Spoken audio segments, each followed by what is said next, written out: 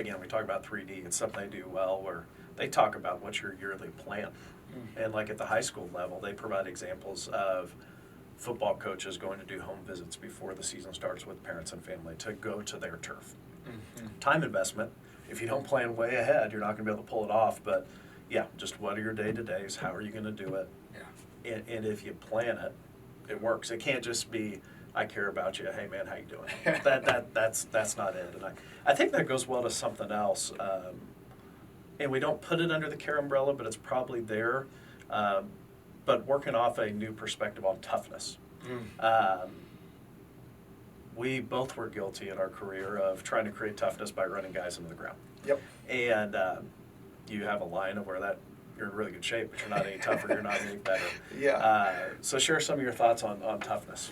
Well, I think toughness goes back to begin a default, right? I mean, I have the greatest dad ever. Love him, and my hero. And toughness was you just work harder, right? Not smarter. You just work harder. You just make it happen.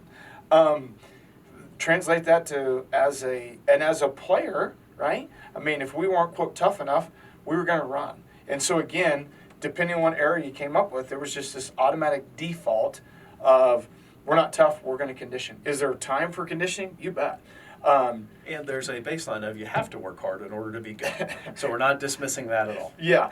I think that, and you talked about generational studies, I think that this brass of what can be misconstrued as toughness, this hit your chest, this brash tone, this we're tough, I don't think it works. I think it lacks creativity, and I don't think it's effective. Yeah. And I can only use my own experience. You got to swallow some pride with that, especially in the moment. But we kept missing rotations, and we kept not executing, and I'd stop and run. And as I said, we were in really good shape. We were not any better at execution. And again, I look back on that and say, maybe I should have ran. So toughness, I think defining that for your team, hey, here's what toughness looks like for us. And we're going to celebrate tough plays. When I'd have a guy on a fast break go up and dunk over somebody, I probably was excited just because I was excitable. When a guy, made the proper rotation deep in the shot clock or got to the box out, when it was really hard and made the tough play that the whole crowd, I was going nuts for those things. Furthermore, I think there are tough things that you do as a team. Like you celebrate other guys. That's tough. Yeah. How you communicate in the most intense moments. That's tough.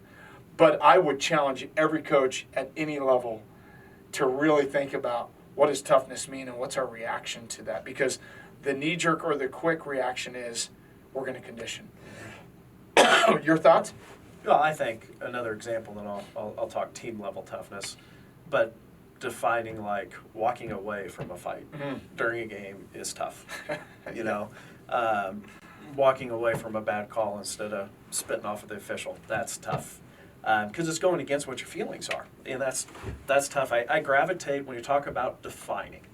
A guy named Steve Magnus wrote a book called Do Hard Things, and he brought all this research into it and said, here's toughness. Number one is psychological safety, and then number two is an environment you can get better.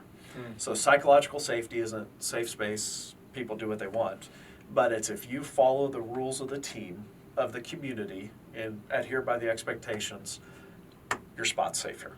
Yeah. And not, I could be kicked off flippantly at any moment or whatever it may be. So that's psychological safety. So essentially feeling like you're part of the community, and a team is a community. And then number two is an environment where you can get better. So he said if you have those two things, teams are going to be tough, people are going to be tough. I think there's a third piece of it where you have to go through hard things together.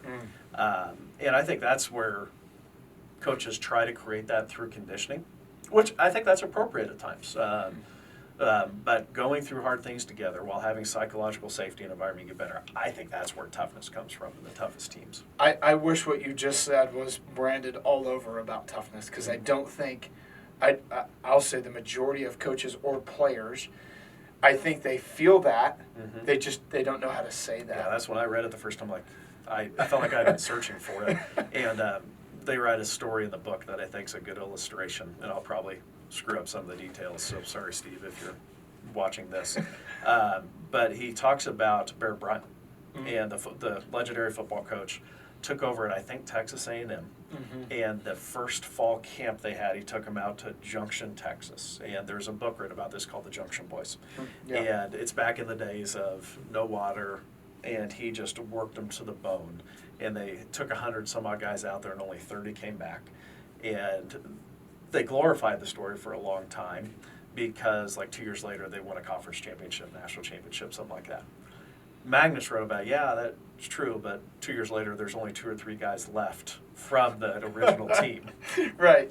And Bear Bryant actually went back and apologized to some of the Junction boys because that wasn't the way to treat people. Yeah. So, did it build some toughness? Maybe, probably. Physical toughness on some level. But they won with different players. You know, they probably just had more talent, you know, and good coaching and all that kind of stuff. So I think we can pervert what toughness is. When you think about team retention, okay, players that come back year after year within your program, go out, come out, finish, graduate, I think you'll find, I don't know how you would do this study, I think that young people are searching and wanting what we're talking about, that definition of toughness. And if your team is truly tough, man, there's a magnet there. It's life-giving. I mean, to know that, like you said, if I do the things that we're asked to do, and I have an opportunity to get better every single day, and I know that psychologically I'm safe, meaning I'm going to be cared for and not beat down or abused all the time. I think there's a lot of players, regardless of their role, that say, "Yeah, I want to continue to be a part of that." And I think, the retention of a team, I think, comes along because of that. It's just totally different than what I grew up thinking it was. I'll say this line, and I heard Jay Billis say it about a coach that had said it, but he said there are tons and tons of people that have been on a team, but never truly members of a team. And that has resonated with me a bunch. Yeah, we've got all these guys on our team, but to be a member of the team, what do you have to do? And I think to be members of a team, you talked about adversity and going through hard things. Man, you've got to be tough together. Yeah. And that tough together is maybe a whole nother segment. Well, and I think there's an interesting tie to motivation on this, where we asked all our fall athletes at Friends University on those anonymous end-of-year evaluations, what motivates you to participate in your sport? And I think there were 250 or 250 responses. 150 of them were teammates, family, or coaches. Right. It was other people. And what's interesting, and I didn't expect this, less than 10 of those 150 talked about the coach. It was mostly teammates and family that motivated them, which I think goes back to what we're talking about. Yeah. I think this question of toughness is not going to end. I think it's going to grow, it's going to expand, and dare I say, I think the coaches and the teams that are on the front end of this, they're going to have some serious success. Yeah, and I think we want to be clear too, all sports are different. Yeah. And like personally, I don't love the macho tough guy stuff. But some sports to get you ready to play, just the physical nature of it, you have to do some. I mean, some guys just have to do it. Football, wrestling, some of those things, you have to get yourself in a mental state to perform. We're not saying don't do that. Yeah.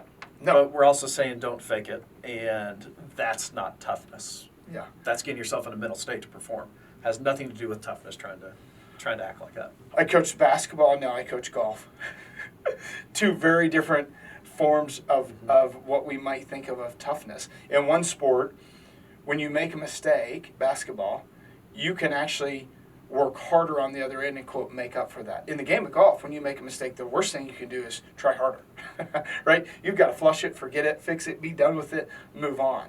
And so I greatly appreciate you saying that can look a little different. We also talk about, like, hype number. Some players, to play their best, I was probably one of those. Let's slap the floor and yell and act and do all those things. For some players, it's that hype number is lower. They have to come in lower. It doesn't mean they're less tough. it just may not outwardly look like Well, that. I remember reading about Tom Osborne. He was a longtime Nebraska football coach, and he used to divide the locker room in pregame based on personality types because there were some guys that needed to slam their head against a wall. That was probably you. So they were in one part of the locker room.